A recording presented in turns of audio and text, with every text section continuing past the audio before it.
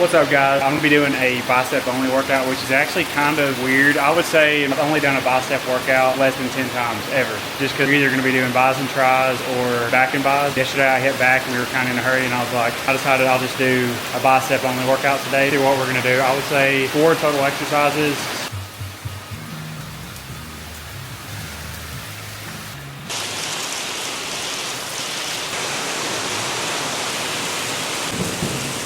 Sheesh. I have a feeling we're about to lose power. It's all right. My theory, if you're like working out of like biceps only, I feel like some people would look at me like, dude, is there not something more productive you could be doing? Like, I don't know, hit chest or hit something else, hit some slacking body parts. But I just feel like if you have a body part that is really strong, I feel like you should go almost harder on it to let that one body part stand out. When I was younger, I had this older guy that was in the gym. He kind of got in my head. He was always like, he would see me doing arms. Every single time he saw me doing arms, he's like, man, you know it's okay to skip an arm day. I was kind of like, looked at him and I was like, crap, maybe he knows what he's talking about. And honestly, for a year, I slacked off doing arms. I would do it like once a week, and when I did it, I would just kind of barely hit it. And it kind of had a change over my whole physique, because the one body part you have that makes you look kind of elite, if it wasn't for that body part, you probably wouldn't look elite. And maybe that's my case. But if you got a body part that grows way better than any other body part, I say to hit it harder than anything else. I have a buddy actually that literally his legs, I've never even measured my legs, but he has to have 2 or 3 inches of like girth on his legs compared to mine. And all he does is run cross country. And he works out, but when he works out, he literally just runs and does upper body, and his legs are huge. I'm always like, dude, you're sitting on a gold mine. Holy crap. All right, too far. I gotta close the door. Dang, that's actually crazy. Okay, I was talking to one of my friends about tennis elbow problems, and he said, I don't know where he got this from, but he swore by doing these is get a bar and deep tissue massage, I guess is what it would be. I've done this for the past couple arm days and it's really helped.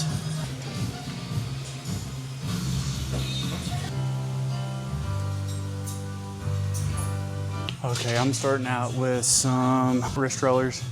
A lot of people are asking where I get this thing at. I don't know where Rich got this thing at, but I've looked on Amazon. You can get these for like maybe 10 or 20 bucks. I think if it had a fatter handle though, it would be better.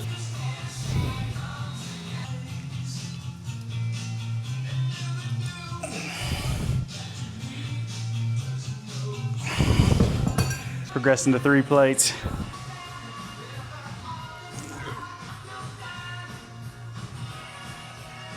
Let's see if we can get one more. Oh, I'm slipping.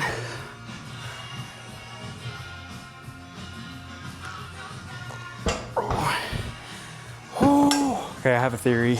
Originally got tennis elbow in the right side doing reverse cable curls. My theory is I probably wasn't stretching. I was going way too deep, letting it pull all the way down, and also I wasn't doing any other forearm exercises. So my theory is if I can get back to not having any tennis elbow, I'm gonna start doing more forearm exercises and say goodbye to tennis elbow. First exercise is gonna be elbow support cable curl. This is my 3rd set. I did the first set I did on 80. Last set I did on 90, and I'm gonna stay with 90. So I'm shooting for, I think I got around 18 reps. When you start videoing all your stuff, you really look at your form, and you don't want to be the guy that's doing like half reps. And also, you hear about how the muscle grows when it's at its most stretched position. Well, I think I've been taking that a little to the extreme. So for the next like couple months, I'm gonna just do what feels natural, not overemphasize everything at its most stretched position. My shoulders and elbows have honestly been kind of feeling it. Looks like I'm doing half reps. I kind of am.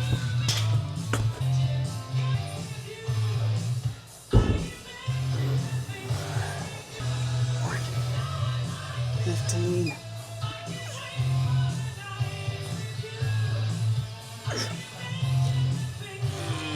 Okay guys, 3rd set. There for a while when it was hurt really bad, all I was doing was regular grip. I wasn't doing any hammer or reverse. I'm using 35-pound dumbbells, and I forgot, with these poured style of dumbbells, some of them have the crazy pit. Look at this.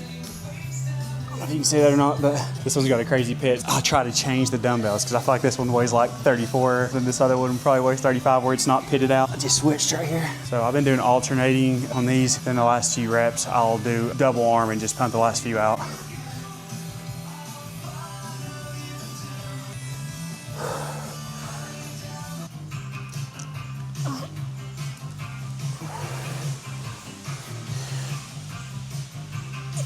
20.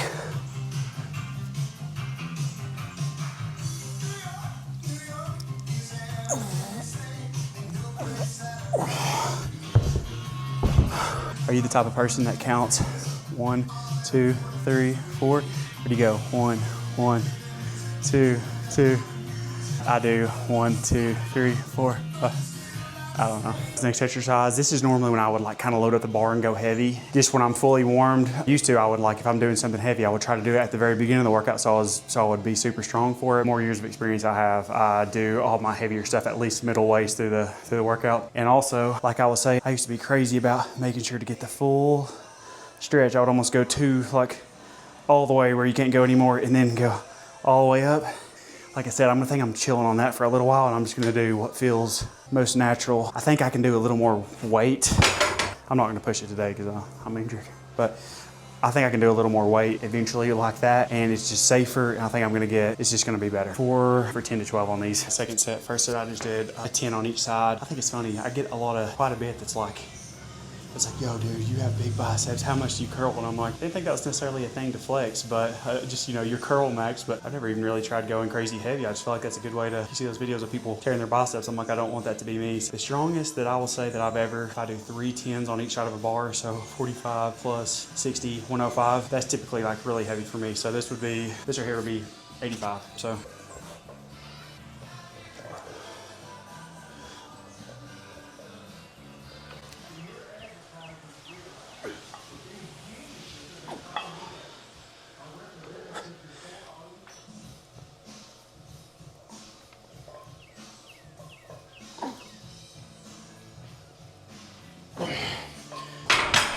That honestly feels a lot safer and just better. I mean, something about when you're holding a lot of weight and fully extend, it seems like you're almost asking for it. So I'm gonna start incorporating just what feels the most natural. Okay, last set.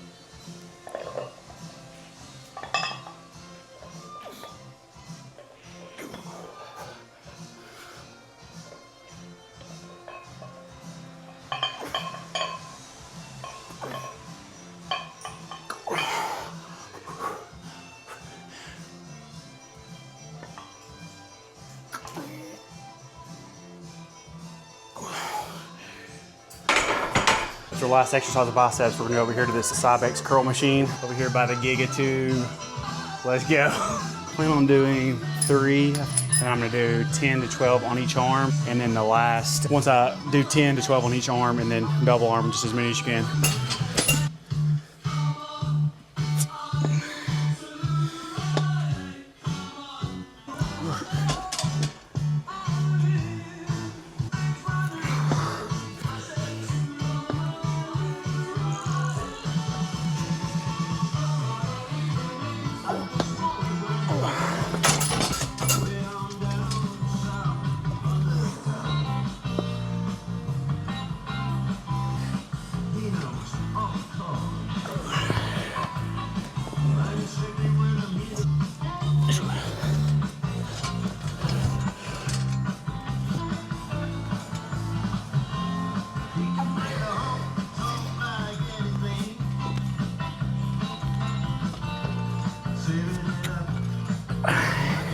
Okay, I did 10 on each arm and then 20 with both. Okay, changed my mind. I ended after 3 on that one. So I'm gonna end this band. These are called, I forgot what these are called. I'll look it up. I can't remember the name of these, but basically you're wrapping this band around your arm and doing forearm pronated, something, I'll look it up. And then wrap around again. And then I step on the other end, that's what I do. Step on that end. And so the tighter you make it, the more.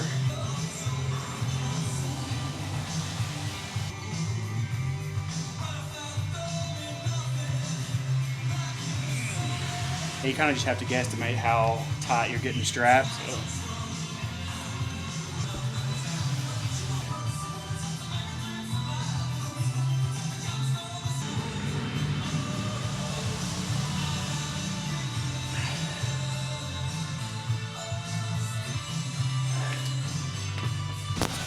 Okay, I just looked at that. Last time I put this in my workout, I called it the banded forearm pronation. Kind of push out with your leg to get an extra little roll to it.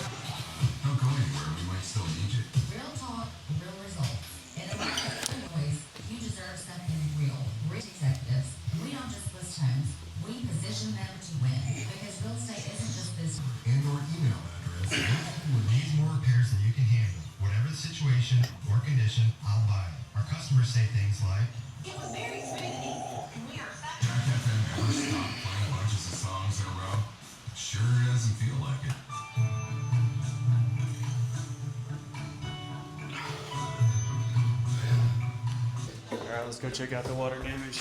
Crap, I figured that would have dried up by now. I have to get one of the big fans on it. Okay guys, I appreciate you watching the video. Like I said, it's kind of rare that I would do just a bicep only workout, so, which I guess that was biceps and forearms. But I'm kind of focusing right now on just what feels right and not necessarily going into the deepest stretch just to prevent injuries and just a more enjoyable workout too. So I appreciate y'all watching the video. Don't forget to like and subscribe, and we'll see you later.